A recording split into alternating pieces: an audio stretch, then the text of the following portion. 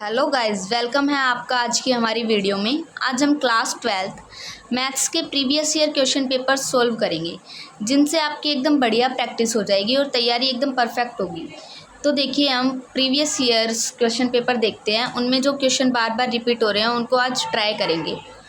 देखिए, इसी प्रकार का क्वेश्चन पेपर आएगा आपका फाइनल एग्ज़ाम में भी।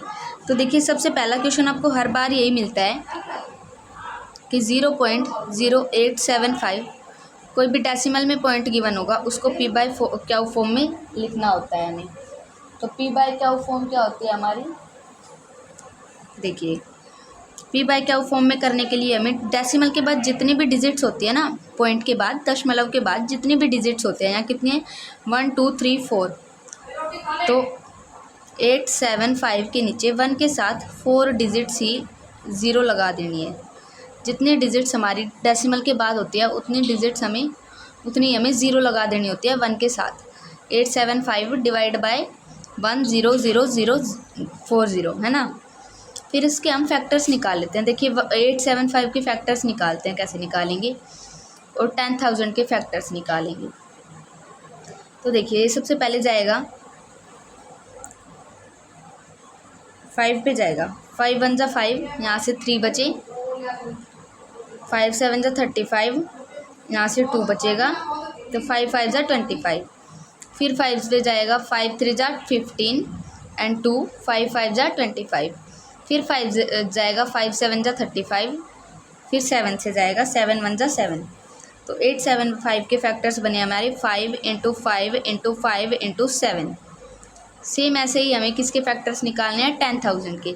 देखिए, सबसे पहले 2 पे जाएगा, 2 5 जा 10 होता है, 0 0 एज इट इज़। फिर 2 पे जाएगा, 2 2 जा 4, 1 हासिल यहाँ आ जाएगी। फिर 2 5 जा 10 एंड 0 0। फिर 2 पे जा सकता है, 2 1 जा 2, 2 2 जा 4 1, 2 5 जा 10 एंड 0। फिर 2 पे जा सकता है, 2 6 जा 12, 2 2 जा 4 एंड 2 5 जा 10। अब ये 5 पे जाएगा, 5 1 जा 5 1, 5 2 जा 10 2, 5 5 जा 25। फिर 5 पे जाएगा, 5 2 जा 10 2, 5 5 जा 25। फिर 5 पे जाएगा, 5 5 जा 25। अगेन 5 पे जाएगा, 5 1 जा 5। ओके, तो ये हमारे 10,000 के फैक्टर्स क्या गए, 2 into 2 into 2 into 2 into 5 into 5 into 5 into 5। अब जो कटता है डायरेक्ट उनको काट दीजिए, और जो बाकी बचे उनकी मल्टीप्लाई करके लिख दीजिए। तो 7 बाई 2 2 जा 4, 4 2 जा 8, 8 2 जा 16, 16 5 जा 80। तो ये आ गया आंसर आपका। तो देखिए कितना इजी है, इसको सोल्व कर सकते हैं हम ऐसे ही। एक क्वेश्चन और देखते हैं। देखिए, इसी टाइप का है। 0.375 को पी बाई क्यू फॉर्म में लिखिए। क्या दे दिया, डेसिमल की फॉर्म में गिवन है और पी बाई क्यू फॉर्म में हमें इसको निकालना है। तो देखिए, 375 डेसिमल के बाद कितनी डिजिट्स हैं, 1 2 3, तो 1 के साथ 3 ज़ीरोज़ एंड देन इनके अलग अलग फैक्टर्स सोल्व करते हैं। 375 के फैक्टर्स निकालेंगे, 1000 के फैक्टर्स निकालेंगे। तो 375 के निकालेंगे तो सबसे पहले ये किस पे जाएगा, 3 पे जाएगा। 3 1 जा 3, 3 2 जा 6 1, 3 5 जा 15, देन 5 से 5 2 जा 10 2, 5 5 जा 25, 5 से 5 5 जा 25, 5 1 जा 5, 2 से 2 5 जा 10 0 0, 2 2 जा 4 10, 2 5 जा 10 एंड 0, 2 से 2 1 जा 2, 2 2 जा 4, 2 5 जा 10, 5 से 5 2 जा 10 2, 5 5 जा 25, 5 5 जा 25, 5 1 जा 5।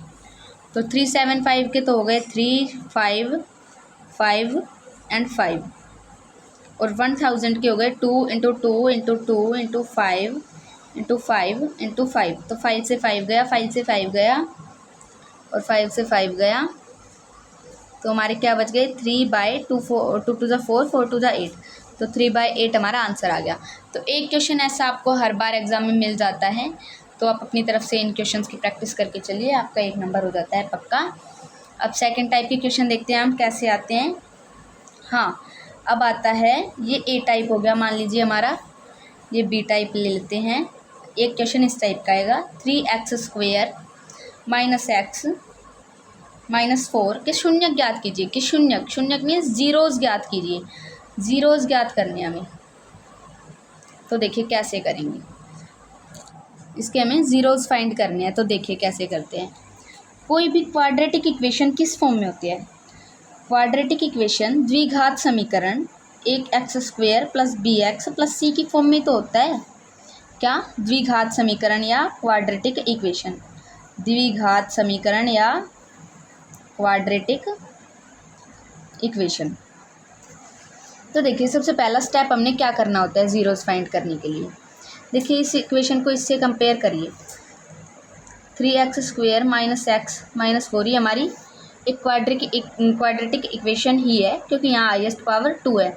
जहाँ वेरिएबल क्या होते हैं, एक्स वाई जो होते हैं वो वेरिएबल्स होते हैं। वेरिएबल की हाईएस्ट पावर जहाँ हमारी 2 होती है, उस इक्वेशन को हम क्वाड्रेटिक या द्विघात समीकरण बोलते हैं। तो इसके शून्यक या जीरोज़ कैसे फाइंड करते हैं? देखिए ये हमारी होती है कांस्टेंट टर्म। क्या होती है? कांस्टेंट सी। ये हमारे होते हैं वेरिएबल्स। Okay guys. और ये हमारा होता है x² वाला जो हाईएस्ट पावर होती है। तो सबसे पहला स्टेप हमें करना होता है कि जो कांस्टेंट टर्म है उसको लिख लीजिए, और x² का जो कोफिशिएंट है, x² का जो गुणांक है 3, उसको लिख लीजिए गुणा में। फिर इनकी मल्टीप्लाई कर लीजिए। देखिए -12 आ जाएगा, 4 3 12 -12। फिर आपको करना क्या होगा कि 12 बना ना हमारा, इसके सारे फैक्टर्स लिख लीजिए। एक तो हो जाएगा 2 6 12 होता है कि नहीं होता, 6 2 12 होता है, 3 4 भी 12 होता है, 4 3 भी 12 होता है ना। और 12 1 12 भी होता है, और 1 12 12 होता है। तो देखिए हमें क्या करना होता है, सबसे पहले कांस्टेंट टर्म और x² के कोफिशिएंट की मल्टीप्लाई करके यहाँ लिख लेनी होती है। फिर उस 12 के जो भी आई मल्टीप्लाई उसके सारे फैक्टर्स लिख लिए जाते हैं। और गाइज इसकी एक वीडियो मैंने अलग से बना के भी डाली हुई है, क्लास 10th की जो प्लेलिस्ट है आपको उसमें मिल जाएगी कि how to find roots of quadratic equation या जीरोज़। तो आप जाके देख सकते हैं, बिल्कुल अच्छे से एक्सप्लेन किया हुआ है मैंने। अब यहाँ देखिए कांस्टेंट टर्म और x² के जो कोफिशिएंट है उसकी मल्टीप्लाई को यहाँ लिख लेते हैं। फिर उसके सारे फैक्टर्स डाल लेते हैं। फिर कोई ऐसा फैक्टर हमें लेना होता है, कौन सा फैक्टर लेना होता है जिसकी अगर हम एडिशन या सब्ट्रैक्शन करें, क्या करें, जमा या घटा करें, एडिशन या सब्ट्रैक्शन करें, ऐसा फैक्टर चूज़ करना होता है जिसकी हम एडिशन या सब्ट्रैक्शन करें। ध्यान से सुनिए, एडिशन या सब्ट्रैक्शन। तो हमारे पास क्या है, जो x का कोफिशिएंट है, यहाँ x का कोफिशिएंट क्या है -1। तो कोई ऐसा फैक्टर चूज़ करना है जो हमारे पास क्या है -1 दे, ऐड या सब्ट्रैक्ट करने पे, जमा या घटा करने पे। तो देखिए मेरे को बताइए आप, 4 - 3 कितना होता है? 4 - 3 1 होता है, लेकिन हमें क्या चाहिए -1। तो देखिए आपको क्या करना होता है, सबसे पहले अगर -1 चाहिए ना, तो जो ये कोफिशिएंट के साथ साइन होता है ना, ये माइनस का x के कोफिशिएंट के साथ, वो आप डायरेक्ट बिना सोचे बड़े वाले नंबर को दे दीजिए। 4 और 3 में से बड़ा कौन है? 4। तो 4 को ये जो साइन है ना हमारा -1 के साथ, x के कोफिशिएंट के साथ, ये बिना सोचे समझे आप बड़े वाले को दे दीजिए। बड़ा कौन सा है? 4। और उसका सेम अपोजिट, उसका बिल्कुल अपोजिट साइन हमने दूसरे वाले को दे देना है। यहाँ इसको माइनस दिया जो कि x का कोफिशिएंट के साथ था, और दूसरे को हमने क्या दे दिया, प्लस का साइन। ठीक है, तो ये हमारा क्या बन जाएगा -1, क्योंकि कभी भी हम प्लस माइनस करते हैं तो माइनस होती है हमेशा, प्लस माइनस माइनस, लेकिन निशान जो होता है, साइन जो होता है वो बड़े का आ जाएगा। यहाँ बड़ा कौन है? 4, तो वो अपना साइन दे देगा, माइनस प्लस माइनस, तो 4 - 3 1, but -4 is greater than 3, 4 is greater than 3, then we take minus sign, negative sign, है ना। तो हमें क्या करना होता है, बड़े वाले का साइन जो हमारा आता है उसको दे देना होता है। तो देखिए अब इसको कैसे लिखते हैं, 3x² तो एज इट इज़ उतार लेना होता है। फिर इसके फैक्टर्स लिखने होते हैं। तो ये -4 है, इसके साथ भी x लगा दीजिए, और जो ये 3 है ना, इसके साथ भी x लगा दीजिए। एंड -4 तो हमारे पास है ही, और बराबर में पूरे को 0 के इक्वल रख देना होता है, क्योंकि जीरोज़ फाइंड कर रहे हैं, शून्य ज्ञात कर रहे हैं, इसलिए 0 के बराबर रख देते हैं। फिर देखिए इन दोनों में से कॉमन लेना होता है हमें, क्या कॉमन आ सकता है, कॉमन उभयनिष्ठ। देखिए एक तो यहाँ x की पावर 2 है और यहाँ 1 है, x इंटू एक्स लिख सकते हैं 2 पावर को, और एक x की 1 पावर है, तो एक x की पावर यहाँ दोनों में से कॉमन आ सकते हैं ना, तो बाहर ले लेंगे। x की 1 पावर यहाँ से क्या आ गई, बाहर आ गई, है ना। देखिए x की 1 पावर कॉमन ले ली, फिर अंदर क्या बचा हमारा 3 तो बचेगा ही, 3 के साथ x की ये वाली पावर भी बचती है ना, तो इसको लिख देते हैं। फिर माइनस, यहाँ तो हमारे पास x की 1 ही पावर थी जो कि हमारी बाहर गई, तो हमारा यहाँ क्या बचा x की पावर 0 जो कि 1 होता है, और 4 तो बच ही रहा है, तो यहाँ ये हमारा 4 आ जाएगा। फिर यहाँ देखिए यहाँ से ना हम x कॉमन ले सकते हैं, और 3 और 4 में से हम क्या कॉमन लेंगे आप खुद ही सोचिए। कॉमन भी तो ऐसा ही नंबर ले सकते हैं ना, दो नंबर्स का जब हमारा उसमें उसकी टेबल में आता हो। 3 और 4 एक दूसरे की टेबल में कभी आता ही नहीं है, तो यहाँ से 1 कॉमन ले लेंगे और अंदर का ब्रैकेट सेम बच जाएगा, क्योंकि 1 इंटू 3x 3x और -4 एज इट इज़। और देखिए एक बात और बताती हूँ मैं, जब आपके ये दोनों ब्रैकेट्स सेम हो ना, जब भी आपके दोनों ब्रैकेट्स सेम आए तो समझ जाना आपका क्वेश्चन बिल्कुल ठीक है, आप बिल्कुल ठीक जा रहे हो। तो अब हम ठीक जा रहे हैं। फिर क्या करना होता है, जो ये बाहर वाले हैं इनको इकट्ठा करके लिख देना होता है, x की पावर 1 + 1, और जो ये अंदर वाले हैं इनको अलग मल्टीप्लाई में लिख देना होता है, 3x - 4 बराबर में 0। अब एक बार तो x + 1 को 0 के इक्वल पुट कर दीजिए, एक बार 3x - 4 को 0 के इक्वल पुट कर दीजिए। यहाँ से x सोल्व करेंगे, ये प्लस का 1 है तो उधर जाके ये माइनस का 1 हो जाएगा, और यहाँ से x को सोल्व करेंगे तो 3x = -4 उधर जाके +4, x यहाँ 3 डिवाइड में मल्टीप्लाई में है तो उधर जाके डिवाइड में, तो 4/3। तो हमारे क्या आ गए -1 और 4/3, इसके क्या आ गए ज़ीरोज़, जिसको हम बोलते हैं शून्य। तो चेक कर लेते हैं इसका आंसर क्या है, सी। देखिए -1 एंड 4/3। तो गाइज एक क्वेश्चन आपको हमेशा मिलेगा कि शून्य फाइंड आउट कीजिए, ज़ीरोज़ फाइंड आउट कीजिए क्वाड्रेटिक इक्वेशन के। ओके, ये हमारा सेकंड चैप्टर का क्वेश्चन है, बिल्कुल ईजी क्वेश्चन है, प्रैक्टिस कर लीजिएगा एक्सरसाइज के क्वेश्चंस की, तो आपका बिल्कुल अच्छे से हो जाएगा। अब हम सिर्फ और सिर्फ एग्ज़ाम पॉइंट ऑफ व्यू से पढ़ेंगे कि जो जो एग्ज़ाम के लिए इम्पोर्टेंट है वही करेंगे। अब एक क्वेश्चन ये है, यहाँ विलोपन विधि से हल कीजिए। आपको ये बताया जाएगा कि इसे हल कीजिए। विलोपन विधि सबसे ईजी होती है, इसको सब्स्टिट्यूशन मेथड ना वो एलिमिनेटिंग मेथड बोलते हैं। तो देखिए C type third question, x + y = 5 एक इक्वेशन गिवन है, 2x - 3y = 4 second equation given है। तो हमें क्या करना है, एलिमिनेशन मेथड यूज़ करते हैं, हम एलिमिनेशन मेथड यूज़ करेंगे। बुक में हमारे में बहुत सी मेथड गिवन है, इसको क्या बोलते हैं, विलोपन विधि। तो विलोपन विधि से हम क्या करेंगे, इस क्वेश्चन को सॉल्व करेंगे। तो देखिए ये विधि क्या कहती है, आप समझिए पहले। हाँ, तो इस मेथड को समझते हैं। तो हमारी पहली इक्वेशन ये है और दूसरी इक्वेशन ये है। तो इसमें हमें पता है क्या करना होता है, आपको क्वेश्चन में सिर्फ कहेगा कि 2 इक्वेशन दे देगा और कहेगा इन इक्वेशंस को हल कीजिए। तो अब आपके ऊपर है, आप एलिमिनेशन मेथड लगाते हो या सब्स्टिट्यूशन लगाते हो, कोई सा भी लगा सकते हो, विलोपन या प्रतिस्थापन, है ना। तो हम विलोपन से करके चलेंगे, विलोपन बिल्कुल ईजी पड़ता है। तो देखिए विलोपन विधि कहती क्या है, हमें x या y, यहाँ 2 वेरिएबल्स है ना, x और y, x या y में से किसी भी एक का जो है कोफिशिएंट, ये होता है ना कोफिशिएंट, ये बराबर करना होता है। क्या करना होता है, कोफिशिएंट बराबर, किसी भी एक का गुणांक बराबर करना होता है, x हो या y हो। मान लीजिए हम x का कोफिशिएंट बराबर करके चलते हैं। तो देखिए जो सेकंड वाली हमारी इक्वेशन है उसमें 2 है और इसमें 1 है। तो आप खुद सोचिए कि इक्वेशन 1 को 2 से गुणा करने पर, मल्टीप्लाई इक्वेशन 1/2, है ना, 2 से गुणा करने पर। तो आप खुद सोचिए कि हम इक्वेशन 1 क्या है, इक्वेशन 1 कैसे लिख लीजिए, इसको हम 2 से गुणा कर रहे हैं पूरी को, तो ये हमारी क्या बनेगी, 2 × x 2x + 2 × y 2y = 5 × 10। तो ये बनेगी हमारी इक्वेशन, इसको थर्ड नाम दे दीजिए। अब आप देखिए क्या हमारे x के कोफिशिएंट सेम हो गए, 2 2 हो गए या नहीं हो गए, बताइए क्या हो गए, कोफिशिएंट सेम हो गए। फिर हमें क्या करना होता है, इनके साइन देखने होते हैं, दोनों के साइन प्लस के हैं, अगर दोनों के साइन सेम है तो हमें हमेशा घटा करनी होती है। दोनों अगर प्लस प्लस के हैं तो भी घटा, और दोनों अगर माइनस माइनस के हैं तो भी घटा। लेकिन अगर एक प्लस का एक माइनस का है तो हमेशा जमा करेंगे, एक माइनस एक प्लस है तो भी हमेशा जमा करेंगे। तो देखिए दोनों प्लस के हैं तो हम क्या करेंगे, इक्वेशन 2 में से इक्वेशन 3 को घटाने पर, सब्ट्रैक्ट इक्वेशन 2 फ्रॉम इक्वेशन 3, है ना। तो लिख लीजिए, सेकंड इक्वेशन लिख लीजिए 2, ये ना 2x minus 3y is equals to 4।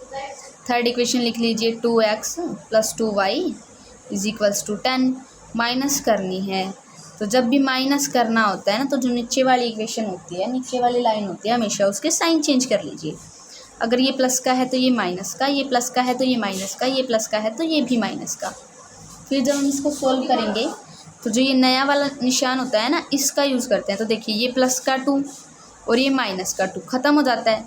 देखिए आप खुद ही, 2 माइनस 2 बराबर 0। ये 2 माइनस का है, ये 2 प्लस का है, तो 0 आता है ना, तो 0 हो गया। फिर ये माइनस का 3y माइनस का 2y, तो ये माइनस का 5y हो जाता है। देखिए इस कॉन्सेप्ट को हम कैसे समझेंगे कि माइनस माइनस सेम फैमिली के मेंबर है ना, तो ये आपस में हमेशा जुड़ जाएंगे, ऐड होंगे, हमेशा इनके बीच होगा ऐड, लेकिन इनके साथ निशान हमेशा माइनस का ही लेंगे। Minus minus same family members, ऐसे समझिए। तो जुड़ जाएंगे, हमेशा इकट्ठे हो जाएंगे, लेकिन निशान अपना ही रखेंगे माइनस का। तो ये माइनस का आ गया, 3 to 5 माइनस माइनस थे, ऐड कर दिए, 5 आ गया, लेकिन निशान इन्होंने अपना ही रखा। और अगर प्लस और माइनस है तो देखिए प्लस का 4 है और माइनस का 10 है, तो प्लस माइनस हमेशा माइनस होगी, अलग अलग है ना, तो प्लस माइनस हमेशा माइनस होगी, ध्यान रखिएगा। प्लस माइनस हमेशा माइनस होगी, लेकिन निशान बड़े का आएगा। तो बड़ा क्या है 10, तो -6 आ जाएगा। 10 घटा 4 करेंगे 6, क्योंकि माइनस हो गया, हमेशा सब्ट्रैक्ट करेंगे हमेशा, और निशान हमेशा बड़े का लेंगे। तो 10 बड़ा है तो घटा 10 है, -10 है तो -6 ले लेंगे। तो इक्वल में क्या आ गया, -6। तो ये हमारे क्या बचे, -5 इज इक्वल्स टू -6। माइनस दोनों साइड कैंसिल हो जाएगा, और y बराबर 6/5। जब कोई चीज़ बराबर के निशान के इधर गुणा में होती है तो वो दूसरी साइड जाके भाग में आ जाती है, और कोई चीज़ भाग में होती है तो वो दूसरी साइड जाके गुणा में हो जाती है। तो यहाँ से हमारी y की वैल्यू क्या आ गई, 6/5। कौन सा मेथड कर रहे हैं, एलिमिनेशन मेथड, विलोपन विधि। इसकी भी मैंने प्लेलिस्ट में वीडियो डाल रखी है, क्लास 10th की। अगर आप प्लेलिस्ट ओपन करेंगे तो आपको वीडियो मिल जाएगी, और बहुत अच्छे से एक्सप्लेन किया है, तो आप जाके ज़रूर देखिएगा। अब देखिए y की वैल्यू आने के बाद हमारा क्या काम होता है, 1 2 3 कोई सी भी इक्वेशन में y की वैल्यू पुट कर दीजिए। मान लिया हमने इक्वेशन 1 को लिख लिया, यहाँ x जमा y बराबर 5 है हमारा, ठीक है। x plus y is equals to 5, y की जगह ये रख देंगे बस। y बराबर क्या है, 6/5, तो y की जगह ये रख देंगे। तो y की जगह क्या रखा, 6/5 इज इक्वल्स टू 5। अब मैंने बताया कि कोई भी चीज़ बराबर के इधर घटा में होती है तो जमा में होती है तो उधर घटा में हो जाती है, और माइनस में होती है तो प्लस में होती है तो माइनस में। तो x बराबर 5 माइनस 6/5। फिर आपको एलसीएम लेना आता ही होगा, ऐसी मैं उम्मीद करके चलती हूँ। अगर नहीं आता तो हम सीख लेंगे, क्योंकि 10th क्लास तक बच्चों को आना चाहिए। तो देखिए एलसीएम क्या लेते हैं, 5 और 1 का एलसीएम 5 आ जाता है, और क्रॉस मल्टीप्लाई कर देते हैं इनके बीच। तो 5 25 लिख देते हैं, -6 कम 6, तो 25 घटा 6 19/5 एज इट इज़। तो x की वैल्यू क्या आ गई, 19/5। तो हमारा क्या आया, 19/5 और 6/5। ये हमने विलोपन विधि से हल करके वैल्यू निकाल दी। देखिए x की वैल्यू, y की वैल्यू। आया समझ या नहीं? अगर गाइस एफर्ट्स लग रहे हैं, ज़ोरदार अच्छे लग रहे हैं, समझ आ रहे हैं, तो प्लीज़ सब्सक्राइब करिए, शेयर कीजिए अपने दोस्तों के साथ, ताकि उनका भी थोड़ा भला हो, और हमें सपोर्ट कीजिए, लाइक कीजिए, क्योंकि आपके एक लाइक से हमें थोड़ा और मेहनत करने का हौसला मिलता है। तो please guys like share and subscribe करिएगा। आगे देखते हैं हम कौन सा टाइप आता है क्वेश्चन का। देखिए डी टाइप आता है, इसमें हम 4th क्वेश्चन देखते हैं। हमने 4 या 5 क्वेश्चन कर लिए, नेक्स्ट देखते हैं, ठीक है। तो इसमें ऑप्शंस दे रखे हैं, और कहता है कि कौन सी एक एपी श्रेणी है, कौन सी एक एपी श्रेणी है। तो देखिए ये चेक करने का मैं बताती हूँ तरीका। देख लेते हैं हम पहले, इसका आंसर ही देख लेते हैं। जैसे इसका answer A 2A 3A 4a ऐसे गिवन है। तो देखिए इसके लिए हमें डी निकालना होता है। डी क्या होता है हमारा? सारवंतर। डी हमारा क्या होता है? सारवंतर। तो सारवंतर निकालने के लिए बिल्कुल ईजी सा फॉर्मूला है। इसको हम A2 बोलते हैं, इसको A1 बोलते हैं, A3 A4। तो A2 माइनस A1 करके देखना होता है। A2 minus A1, A3 minus A2, A4 minus A3, ऐसे चलता जाएगा। तो देखिए क्या करना होता है कि जो दूसरा वाला नंबर होता है उसमें से पहला वाला नंबर माइनस करना होता है, तीसरे वाले में से दूसरा वाला नंबर माइनस करना होता है, चौथे वाले में से तीसरा वाला नंबर माइनस करना होता है। और अगर इन सब का डिफरेंस सेम आ जाए, 2a माइनस ए, 2a में से एक a गया तो एक a बचा, है ना। 2a थे, एक a गया तो एक a बचा। 3a थे, दो a गए, एक a बचा, है ना। 4a में से 3a गए, एक a बचा, है ना। तो ये सेम आ जाए ना अगर डी, ये डी होता है। डी सारवंतर सबका अगर सेम आ जाए, सारवंतर डी डिफरेंस अगर सेम आ जाए तो हमारा सेम आ जाए सारे इंटरवल्स का, तो हम क्या कह सकते हैं कि ये एक एपी श्रेणी है। तो हमारी क्या हो गई? ये एपी सीरीज़। आया समझ गाइस? देखिए ध्यान से देखिए, आ जाएगा, है ना। क्या है ये? हमारी एपी सीरीज़। अब अगर देखिए 4 ऑप्शंस में से ये है हमारी एपी सीरीज़, तो ये भी नहीं होगी, ये भी नहीं होगी, ये भी नहीं होगी। देखते हैं हम क्यों नहीं होगी। क्योंकि अगर 3 - 1 करते हैं तो 2 आता है, और 9 - 3 करते हैं तो 6 आता है। 2 इज़ नॉट इक्वल्स टू 6। तो हम कह सकते हैं कि एपी नहीं है। फिर a² माइनस ए करेंगे तो क्या आएगा? ए आएगा। a³ माइनस a² करेंगे, sorry, a² minus a³ minus ए, तो यहाँ से तो a आ जाएगा, लेकिन a की 3 में से एक a हटाएंगे तो a की स्क्वायर बच जाएगा। a4 माइनस a करेंगे तो a³। तो इनका डिफरेंस सेम नहीं आ रहा, इसलिए ये हमारी जीपी नहीं है। सेम इसी में स्क्वायर का चल रहा है, तो सेम ऐसे ही हो सकता है। तो देखिए ये हमारी एपी है। तो पता चल गया कि एपी कैसे फाइंड करते हैं। अब देखिए 5th क्वेश्चन देखिए ये भी इसी चैप्टर का है कि एपी श्रेणियाँ जो है उसका क्वेश्चन है, कैसे सॉल्व कर सकते हैं। एक एपी दे दी, क्या दे दी? 10, 7, 4, एक एपी दे दी और इसका 30वां पद ज्ञात करने के लिए बोला है। 30वां पद, तो पहली बात तो ये हमारा ए होता है, हमें पता है। ए क्या हो गया? 10। डी हमें पता है, इसमें से ये माइनस करते हैं। 7 माइनस 10 क्या आ गया? -3, है कि नहीं।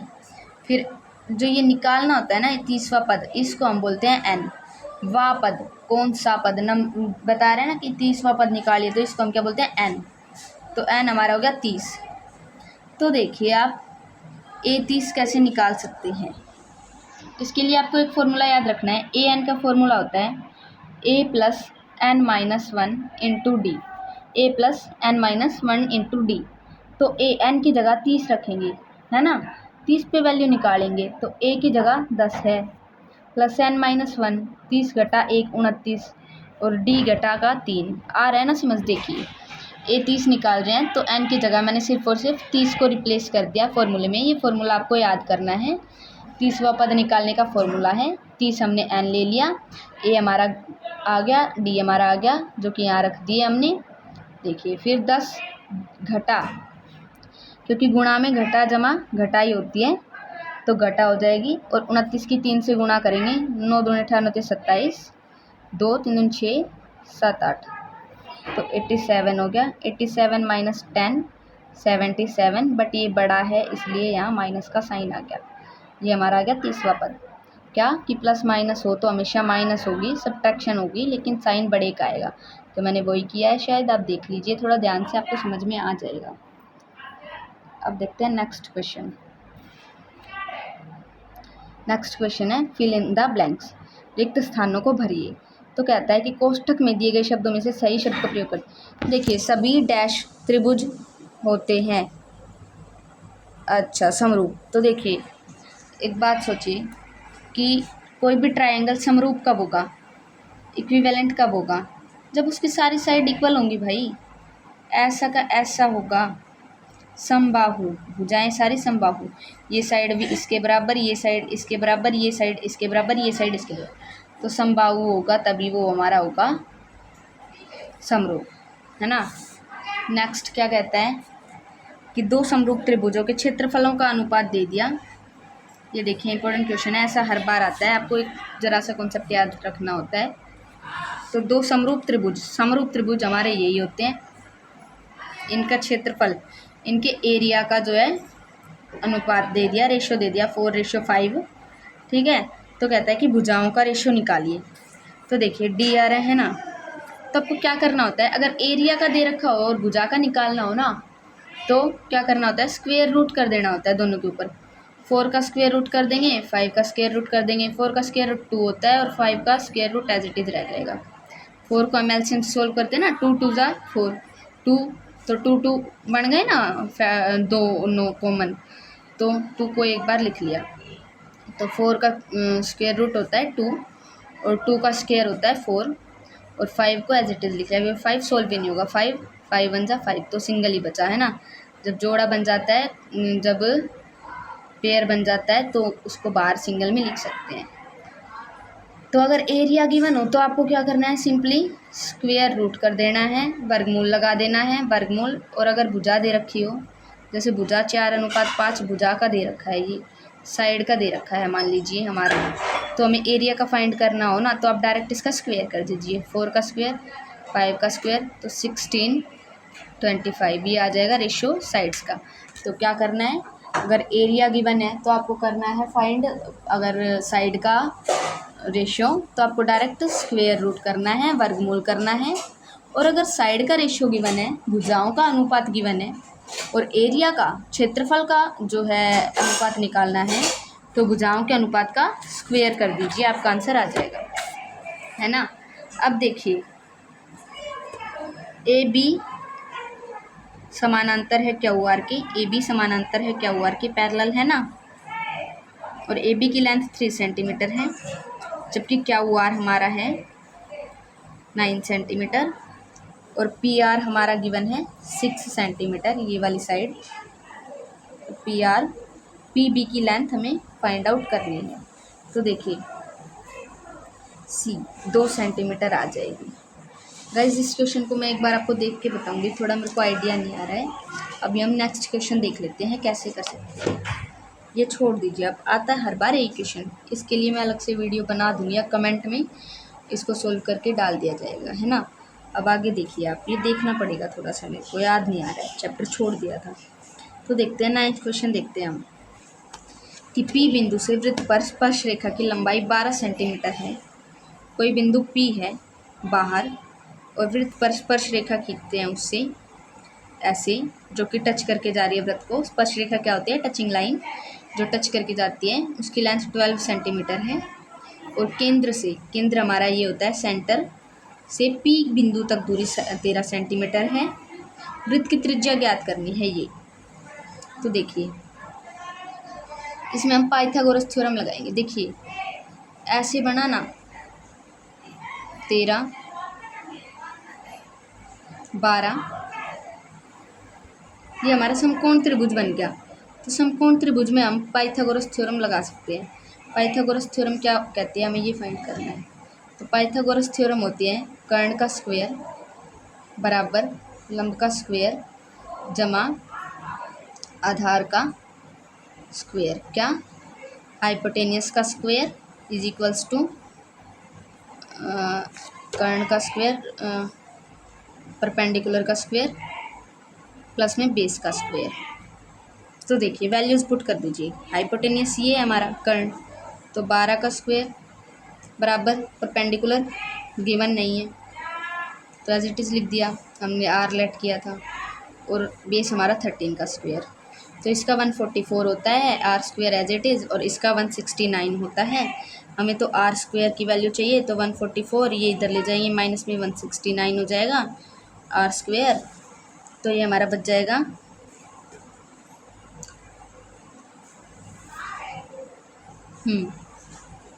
ये रहा, तो ये हमारा बच जाएगा 25। इस साइड रूट ले आएंगे। तो गाइज ये थोड़ा मिस्टेक हो गई हमारी, ये 169 माइनस 144 करना पड़ेगा, तभी हमारा आर स्क्वायर आ पाएगा। फिर इसके अंडर रूट लगाएंगे 25 हो जाएगा, इसका 5 होता है, तो आर की वैल्यू हमारी 5 आ जाएगी।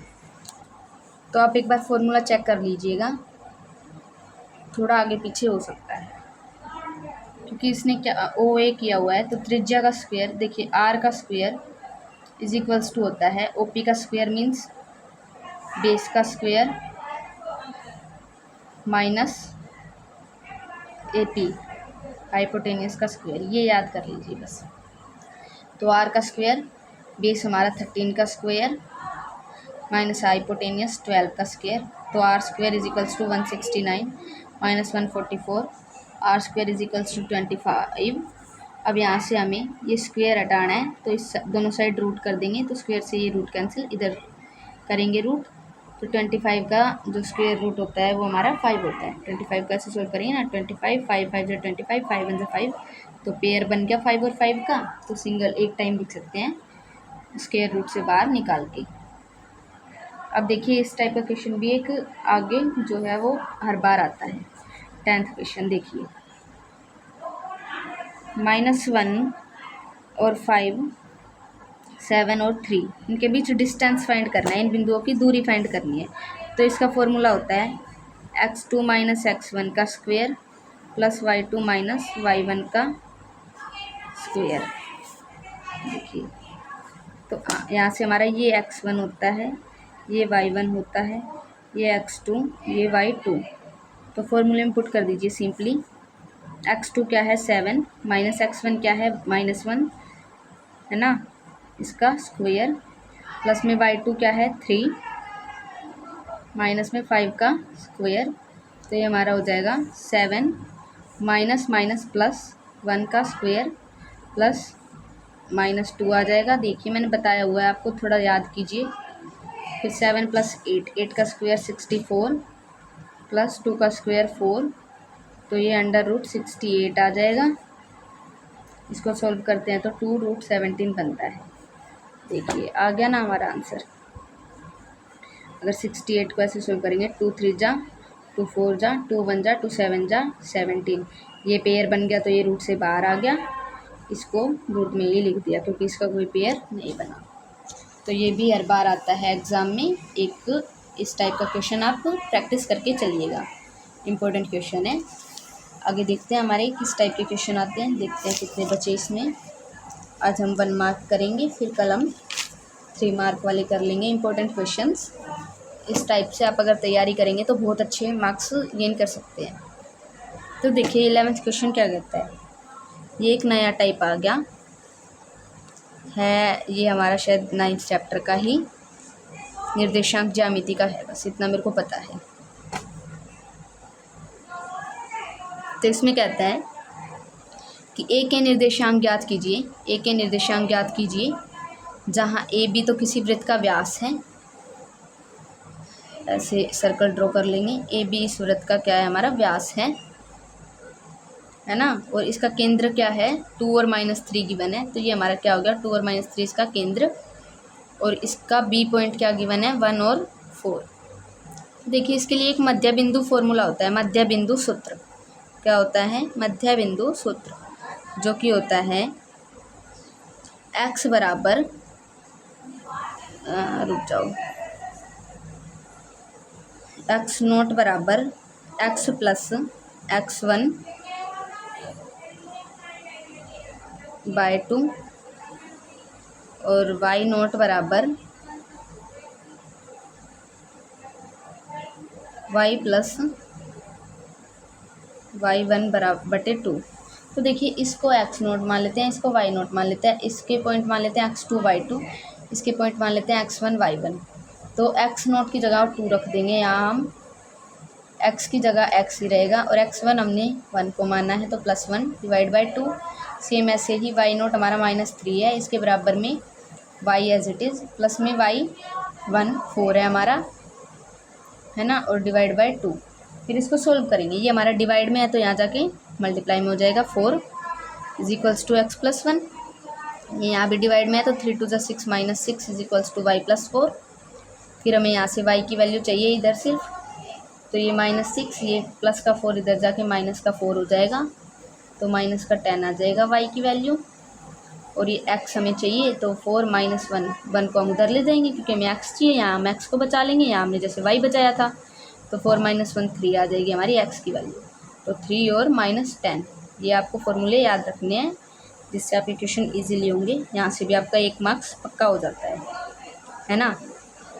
फिर देखिए एक इम्पोर्टेंट क्वेश्चन है ये भी, ये आपको आगे जो बड़े क्वेश्चन आएंगे 5 मार्क्स के, उनमें भी कंसेप्ट काम आएगा। देखिए क्या कहता है 12th question, cos 37 degree by sin 53 degree.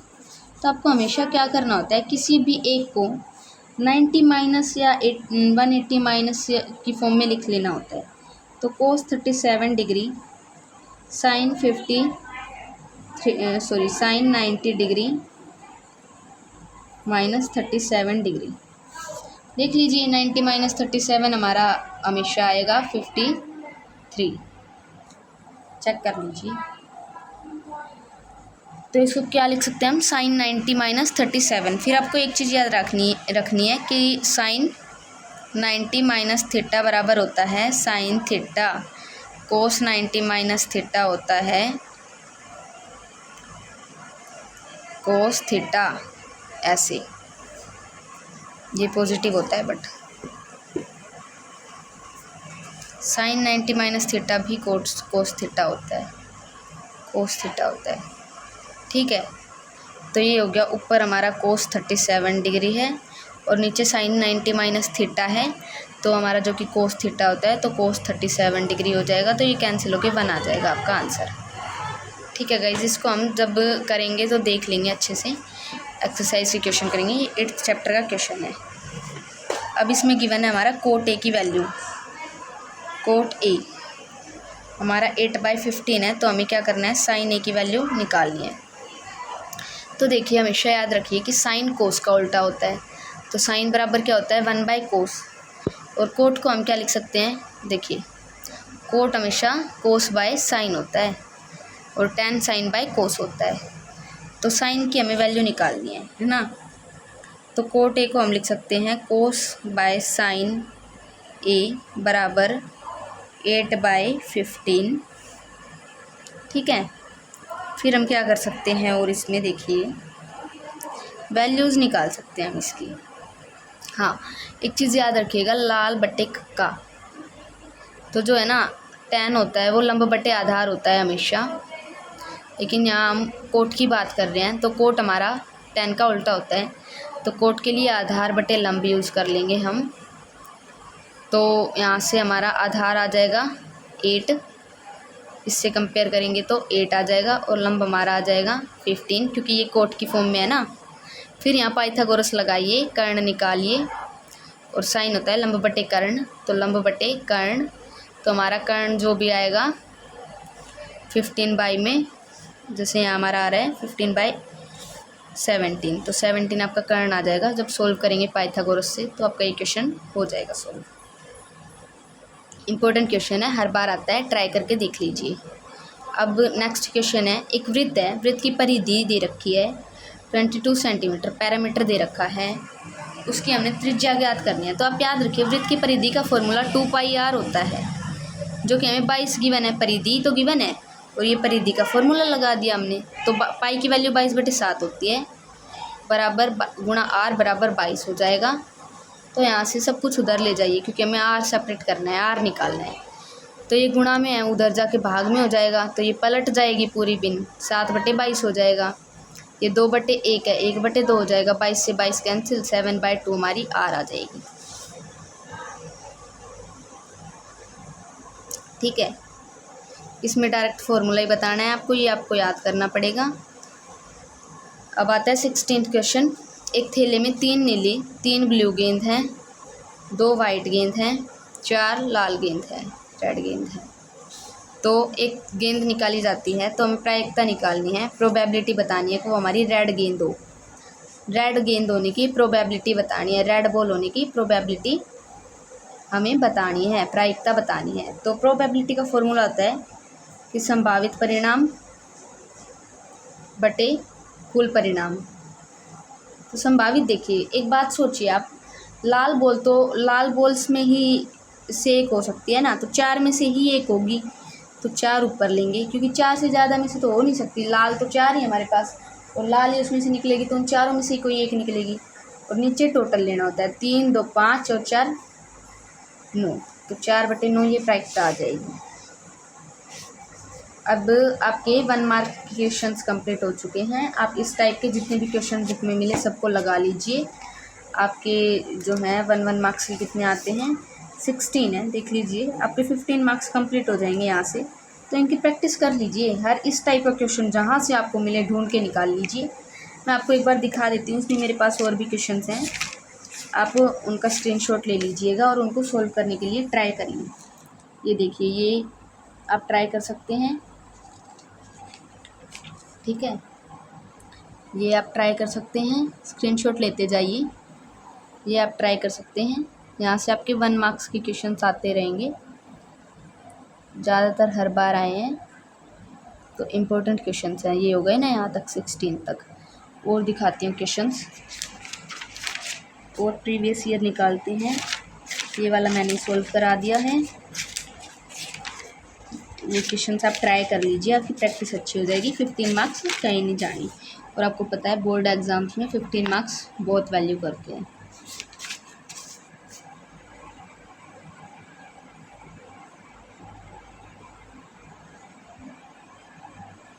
ये क्वेश्चंस आपके लिए होमवर्क है, सॉल्व कीजिए। तो गाइज़, बोर्ड एग्ज़ाम्स में अच्छे मार्क्स पाने के लिए हमारे साथ जुड़े रहिए। इसी तरह से हम प्रीवियस ईयर क्वेश्चन पेपर्स लगाते रहेंगे। और ये वीडियो अपने दोस्तों के साथ शेयर करना बिल्कुल ना भूलिए, ताकि उनको भी फ़ायदा मिले। और लाइक शेयर सब्सक्राइब तो आपको करना ही चाहिए, क्योंकि अगर आपको समझ आता है तो बिल्कुल करिए। धन्यवाद, मिलते हैं आज हमारी अगली वीडियो में।